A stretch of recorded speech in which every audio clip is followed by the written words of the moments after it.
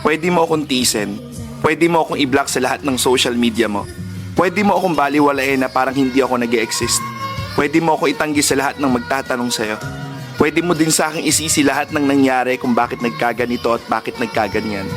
Pero hindi mo pwedeng ikaila na isa ako sa mga taong umunawa sa'yo nung halos wala nang umiintindi sa'yo. Isa ako sa pumiling mahalin ka ng buo kahit sa panahong hindi ka kamahal-mahal.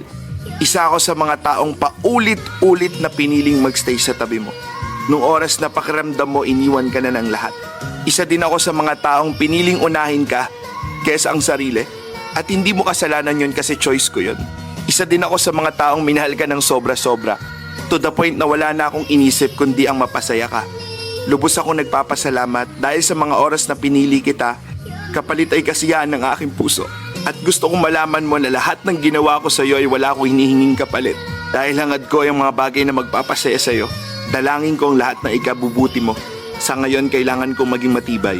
Dahil sa ngayon, ito lang yung kaya kong ibigay para sa sarili ko. Dahil yung taong pinakamamahal ko, may nagmamahal ng iba.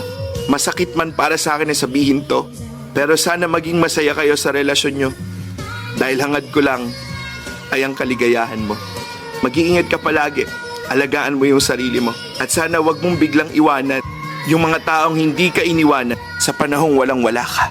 I love you for the last time.